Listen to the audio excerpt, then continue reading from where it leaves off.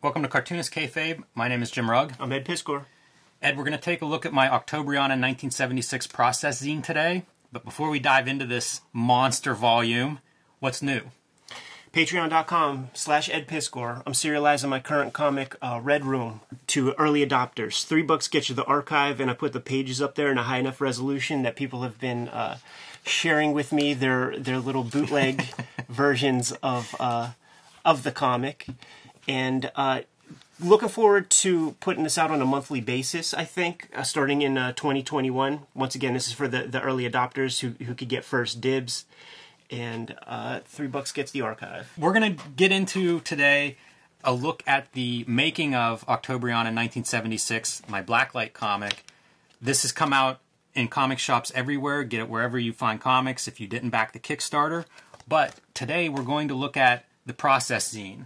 This is a PDF that I made that documents several drafts of this story. It also goes through all the details of running the Kickstarter, how this project came together. It's 350 pages, part artist edition. You know, I have scans of the original art and stuff as part of this, and you can get this on my website at jimrugg.com right now. But I figure we kind of take a quick look through this and give everybody an idea of what goes into this and how you feel 350 pages with one comic book's making of. So I love process. You know, I've made actual print zines that document some of my process. And this was just an outgrowth. Whenever I started making this, it's kind of a very weird comic book because of the blacklight qualities and the fluorescent inks. Wasn't sure how it would work, what to expect. And so, you know, documenting that process seemed like a good idea. This was the very first print that I made using the blacklight process, and making this print and kind of doing the color separations and seeing the print in person. All of those things are what led me to this comic book. And so that's kind of the background, and you know, it gets into how this actual particular story comes together. There's a timeline from the very beginning of writing to all of the files being delivered to everybody through the Kickstarter. So there's kind of technical stuff, there's behind the scenes stuff. I don't know that this is a how-to for anybody that wants to make a comic book, but it's definitely a detailed look at how I made this particular comic book, so you can probably pick and choose little bits. If you have questions of how comics are made, you're going to get some answers. And there's no one way to make this stuff. You know, this is how I did this particular book. If I made a process zine of any of my other comics, there'd be a lot of variation. You know, there's more than one way to skin a cat, as they say.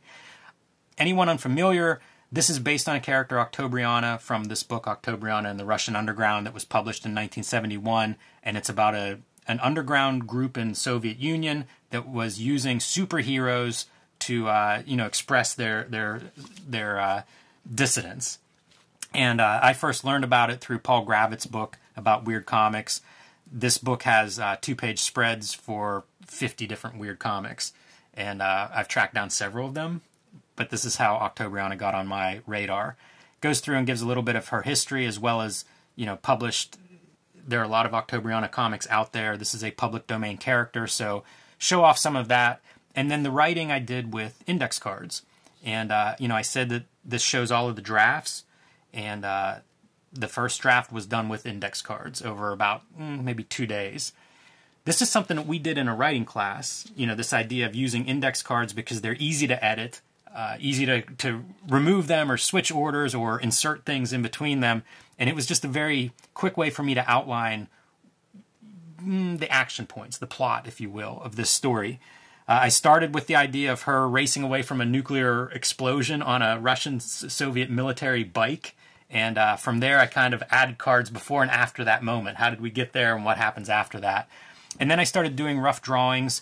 All the drawings that I did for this book are in here, and it kind of shows that process. You know, this book was done in about 7 weeks production-wise, and each step was, in the beginning, it was, do you want to do this? You know, I wasn't sure this was a comic I wanted to spend a couple of months on, but also if I was going to do it, how to do it. And so what you see here is a light table, and one of my first sketches being inked over top of that light table. That was a process I ended up using throughout the book. So in addition to trying to figure out what Octobriana, my version of her, looked like, it was also, what does the production look like? Like, how would I actually make this book? And so you see all of these different sketches, again, kind of like the original art or artist edition type presentation of these things. and then the next draft. And this is going through, at this point I'm typing now in a Google Doc and updating those postcards or index cards, adding dialogue, basically fleshing it out and also breaking it down into specific page count. So, got to figure that out pretty early on. Outline of the tools that I used, including page layout, templates that I made so you don't have to rule out panel borders for every page. Some of the basic tools that were involved, templates, some of the paper that I used. This paper was great, by the way. This came unbound. I've gone through so many different paper types. Like sometimes I'll buy giant pads and cut them down to the size I want because I like that paper and it's not sold in a convenient size. But for this stuff, it's 11 by 17, the standard comic book paper, and I ordered it online and found it unbound, which is great. It was just random sheets. Yeah, that's cool. A couple of the fonts that I used, and then getting into the pages. And so I would do one more draft of the script for each spread that I would come up to. This is the inside front cover, so it's still a spread, even though it's sort of page 1 or page 0 or page 2. Left-hand pages are always even number, from pagination standpoint. And I would do the spread from, the script to the finished art, including the color.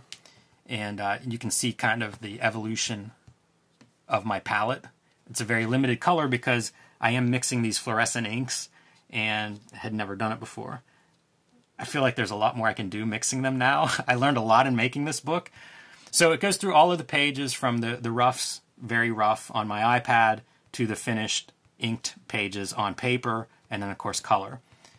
And talks about some of those changes. Once I had done several pages, then I put together a proposal, and that's what you see here, and that's what I sent to Ad House Books. Basically, I needed to know that this would work, so I did about 6 pages, put together the complete script so that Ad House knew what I had planned, put together my plans for promotion and distribution, along with those sample pages and drawings, send it off to Ad House Books. Again, this goes through the entire process, which includes getting a publisher lined up, and unfortunately, COVID happening. So as I'm drawing this, COVID is starting to become an issue in this country. This was the beginning of the year whenever I did this artwork. And so by the time I finished this story and was ready to go to the printer, everything had shut down. The quarantine was on. And we should say that your early plan was to slide these out at comic shows. So your early adopters would have been in-hand physical copies to your patrons that frequent your table at the various Comic-Cons that you attend, man. And that was the plan. COVID happens. Who knows if comic conventions will ever happen ever again? Yeah. See, even sketchbook excerpts.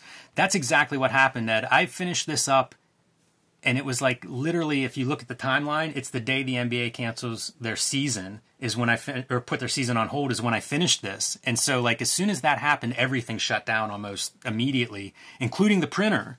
So I'm sitting here with this book that I had my biggest show schedule of my life for this year because I had 2 books come out end of last year and early this year, and my plan was to do a bunch of shows and to have this as a surprise. So rare to have surprises in comics anymore. We all know what's coming out months ahead of time, and I thought it'd be really awesome to get that back, but unfortunately, it wasn't meant to be. And so, that led to the Kickstarter. That was kind of the pivot out of this because I had a finished book. I've wanted to try Kickstarter, and the other half of this process zine is the making of the book, not the drawing, but the actual production and distribution, which comes from Kickstarter. And so it goes through that whole process. This thing, like I said, it's 350 pages, so you're going to see all kinds of stuff. Those were blacklight prints, which I ended up making as part of the Kickstarter. A lot came out of doing the Kickstarter, things that I had no plans of when the Kickstarter launched, which included things like, we knew there were going to be videos made along the way, and those are all linked from here, and it kind of shows everything from influences to actual drawing videos of some of the artwork from the book. I made drawings as bonuses for Kickstarter. Those are all included in here. People started making fan art for it, which was really awesome. Once the Kickstarter's up and running, I'm promoting this thing all the time on social media, and people start making fan art, which is really cool. So then I could, share that on my Instagram or share that on my Kickstarter updates, and just kind of keep creating things that were pro Octobriana, interesting, something worth talking about and sharing. went on lots of podcasts to promote the thing. Pretty typical 101 kind of, you know, how do you sell a book. One of the interesting side effects of doing this as Kickstarter is you have to have a digital copy of the book. That was one of the first things I noticed as I was going through and looking at everybody's comic book Kickstarters. There's got to be a digital component. And the problem with the fluorescent ink, it's made for print. Right. Like there is no on-screen version of fluorescent ink. And so once the Kickstarter was up and running, I started to figure out, like, how do I make a cool-looking PDF of this comic?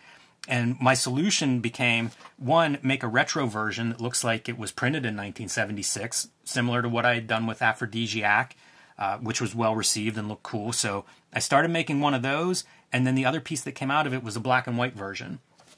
People may have seen these already. If you back the Kickstarter, you've probably already seen these, but they're just literally, you know, like I said, sampling old comic color to try to make it look like an actual retro comic, and then the black and white version, which I ended up printing on newsprint, which is really cool because I love black and white 80s comics. That wasn't even an idea when the Kickstarter launched. You know, that came out of, I made the PDF and I started sharing images of the PDF online. I liked how it looked, people liked how it looked, and they were like, hey, I'll buy that if that's available in print. And so I thought, sure, I could do this. You know, I make lots of zines. I could make these as, like, if 20 people want a copy, I could do that as print on demand and make something that looks cool. Hundreds of people wanted them. So once I had sold or pre-sold hundreds of these, I had a budget. And I started to look around and say, like, what's the best version of this that I can make? And it allowed me to, you know, look into things like printing on a web press, you know, offset printing the retro color version. And so those were just really what I'd call Bob Ross happy accidents. And this documents all of it. Even stuff like screen tones that are used and why different screen tones were used, and doing test prints to see if the screen tones and the moire patterns work. So that's kind of, I'm going to stop there. This is 350 pages. There's a lot more in here, including line item budgets for what I ended up spending to make this. But if you're interested in making, or if you're interested in the making of this particular comic, which is pretty unique, this is the thing to pick up. And you can get it from my website. It is $5 for a 350-page PDF.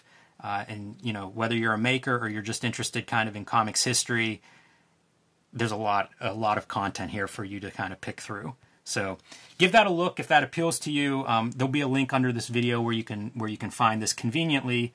And you know, my takeaway was just this went really well, and it was supported by so many people to allow me to make this kind of stuff. And my takeaway is I can make anything I want now. Right. You know, this is the blueprint. This is what I will use for my next project. You know, this is kind of like there'll be things that I do differently, but the overall idea is all here. And working with Kickstarter was a really positive experience. They have a guide on their homepage. You know, it's like 9 main pages that walk you through preparation. It's the most detailed prep I've ever seen based on any publisher I've worked with. And I'm very happy with some of the publishers I've worked with and their PR and everything, but it just spells everything out. Like, at the very least, I will use it for every project I do in the future, even if it is with a traditional publisher, because it kind of just organizes all the things to do and an order to do them in. And that's all in here, you know, the detail of going through that fulfillment. the nightmare part of this process. Even this wasn't too bad and went relatively smoothly, though I would probably do it differently in the future. But I do document it. So if you're curious about this, if you have your own Kickstarter that you're putting together, if you have your own comics that you're making and thinking about this, it'll give you an idea of what to expect for sure. Super cool, man. Lots of food for thought with this sucker. Can't wait to sit down with it. Kayfabers, like, follow, subscribe to the YouTube channel. Hit the bell. We'll notify you when the next videos are available. You can subscribe to the Cartoonist Kayfabe e-newsletter at the link below this video to keep up with everything that we are doing. You can find Cartoonist Kayfabe merchandise and t-shirts at the links below this video. I'm only on about page 225, man, so I got some reading to do. Give them their marching orders, Jimmy. Read more comics.